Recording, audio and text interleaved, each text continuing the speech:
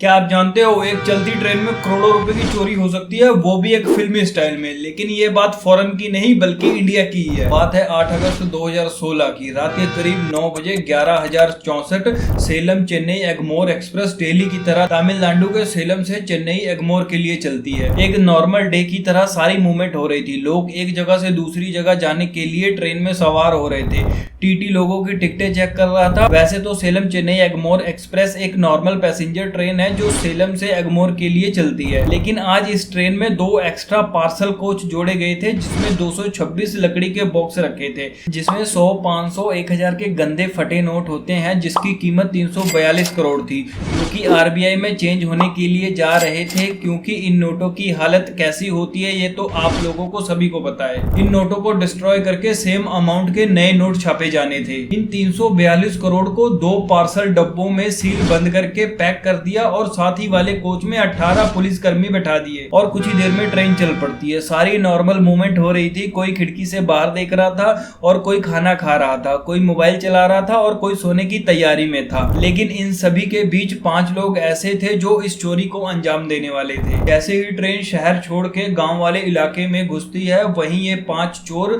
Gas cutter से इसकी छत को काटने लगते हैं। चोरों ने इस ट्रेन की पूरी रेकी कर रखी थी। कौन सा डब्बा किस पोजीशन में होगा, किस रूट में हमें अच्छा मौका मिलेगा और आरबीआई के पैसे कब जाने वाले हैं। उन्हें यह भी पूरी जानकारी थी कि सेलम एगमोर के बीच वृद्धाचलम स्टेशन पड़ता है और सेलम से वृद्धाचलम तक डीजल इंजन होता है, मतलब इलेक्ट्रिक लाइन नहीं होती है। वृद्धाचलम में इंजन चेंज होकर इलेक्ट्रिक इंजन हो जाता है। जो करना है सेलम से लेकर वृद्धाचलम के बीच करना होगा। चोर 70 किलोमीटर पर आवर की रफ्तार से चल रही ट्रेन पर पूरा बैलेंस बनाए हुए गैस कटर के साथ डब्बे को काट रहे थे, पूरे फिल्मी अंदाज में। उनके गैस कटर की आवाज ट्रेन की रफ्तार की आवाज के आगे बहुत कम थी, जिससे साथ वाले डब्बे में बैठे किसी भी पुलिस कर्मियों को कुछ नहीं पता चल रहा था। थोड़ी ही देर में वो डब्बा 2x2 की शेप में काटकर डब्बे के अंदर घुस जाते हैं। पूरा डब्बा पैसों से भरा देखकर वो बहुत खुश होते हैं। वो लकड़ी के बॉक्स को तोड़ने लगते हैं और उसमें से निकले पैसों को अपनी लुंगी में भरने लगते हैं। वायलोर ओवर ब्रिज पर अपने साथियों की मदद से वो ट्रेन छोड़कर भाग जाते हैं। वैसे तो वो पूरी ट्रेन लूटने वाले थे, लेकिन वृद्धाचलम स्टेशन आने वाला था। इतने थोड़े समय में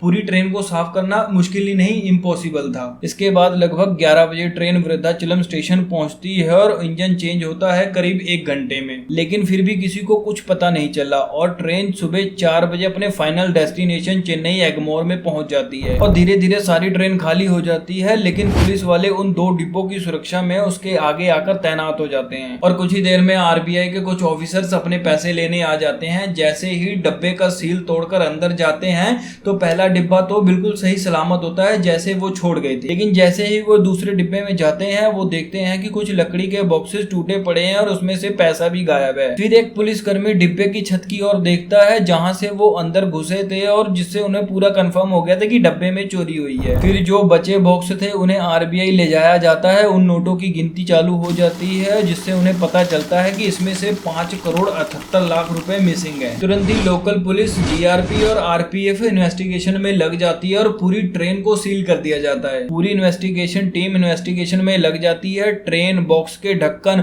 हर जगह इन्वेस्टिगेशन करते हैं और उन्हें कुछ फिंगरप्रिंट और खून के धब्बे मिलते हैं जो कि चोरों के थे। इन्वेस्टिगेशन टीम ने इन फिंगरप्रिंट और खून के सैंपल को लोकल क्रिमिनल से मैच किया, लेकिन वो असफल रहे। इन्वेस्टिगेशन टीम पर इस केस को सुलझाने और आरबीआई के चोरी हुए पैसों को बरामद करने का दबाव बढ़ता जा रहा था। ये केस अखबारों और न्यूज चैनलों पर सुर्खियां बटोर रहा था। कुछ पत्रकार ऐसे थे जो एगमोर स्टेशन पर पहुंचकर इन्वेस्टिगेशन में लगे ऑफिसरों पर सवालों की बारिश कर रहे थे। कुछ लोगों का तो यह भी मानना था इतनी बड़ी चोरी में पुलिस और रेलवे स्टाफ का भी हाथ है। इन्वेस्टिगेशन काफी महीनों तक चली, लेकिन इसमें से कुछ नहीं मिला, क्योंकि ना ही कोई उसका सीसीटीवी फुटेज था, ना ही कोई विटनेस था और ना ही चोरी हुए नोटों का कोई सीरियल नंबर रिकॉर्ड था। फिर मामला 11 अगस्त 2016 को सीबीसीआईडी को दिया जाता है। सीबीसीआईडी लोकल पुलिस की इन्वेस्टिगेशन को क्रॉस चेक करती है, लेकिन उन्हें भी इसमें कुछ नहीं मिलता। फिर उन्होंने लगभग 2000 से ज्यादा लोगों की इन्वेस्टिगेशन की, जिसमें वो असफल रहे और इसमें लगभग 2 साल बीत गए। फिर सीबीसीआईडी ने आईटी एक्सपर्ट की मदद ली और उस दिन जितने भी सेलम से एगमोर मोबाइल नंबर एक्टिवेट थे सबकी जांच की और 5 मोबाइल नंबर ऐसे मिले जो एक ही जगह से एक्टिवेट हुए थे और सेम लोकेशन पर मूव कर रहे थे और कुछ नंबर पर कांटेक्ट भी किया था। ये सारे मोबाइल नंबर मध्य प्रदेश के थे, लेकिन इन नंबरों के आधार पर किसी को गिल्टी प्रूव नहीं कर सकते थे,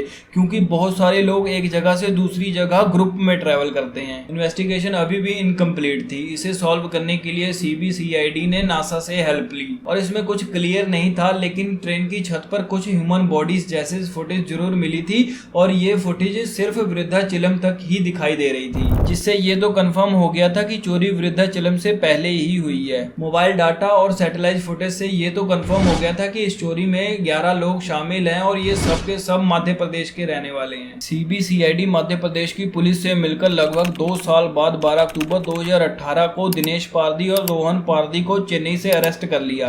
पहले तो वो बात को गोलमोल कर रहे थे, लेकिन थोड़ा सा एक्शन स्ट्रिक्ट होने पर सारा सच उगल दिया। इन्वेस्टिगेशन में बताया ये रॉबरी पारदी गैंग ने की है, जिसका गैंग लीडर मोहर सिंह पारदी था। इसके बाद मोहर सिंह पारदी को पकड़ने टीम मध्य प्रदेश गई, जहां पता चला कि उसे पहले ही किसी और जुर्म में बंद किया हुआ है। चेन्नई टीम ने सभी चोरों को उनकी स्टेट जेल से निकालकर चेन्नई जेल में शिफ्ट किया, लेकिन मोहर सिंह को अपने 2 साथियों पर शक हो गया कि उन्होंने पुलिस की मदद की है उसे पकड़वाने के लिए, इसलिए उसने उन दोनों की हत्या करवा दी। मोहर सिंह ने जम्मू में कुछ और लोगों को भी जान से मारा था और भारत के कई राज्यों में ऐसी हत्या की थी, जिसके ऑलरेडी उसके ऊपर केस चल रहे थे। इन FIR केसों से बचने के लिए मोहर सिंह अपने साथियों के साथ मध्य प्रदेश छोड़कर साउथ में चला जाता है और जगह बदल बदल कर रहने लगता है और वहां पर मजदूरों के साथ मिलकर मजदूरी करता है। लेकिन 2016 में मोहर सिंह सलेम रहने लगता है, जहां उसे इन पुराने नोटों के बदले जाने के बारे में पता लगता है। फिर उसने इस ट्रेन को लूटने की सारी प्लानिंग और कई दिनों तक रेकी की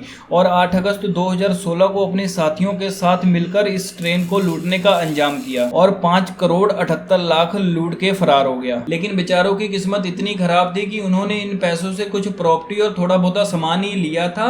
उसके 3 महीने बाद ही सरकार ने पुराने नोट 8 नवंबर 2016 को अमान्य घोषित कर दिए। 8 नवंबर 2016 की रात्रि को 12 बजे से वर्तमान में जारी 500 रुपए और 1000 रुपए के करेंसी नोट लीगल टेंडर नहीं रहेंगे काला धन वापस लाने के लिए। इसके बाद बचे पैसे किसी काम के नहीं रहे और इन पैसों को उन्होंने जलाकर राख कर दिया।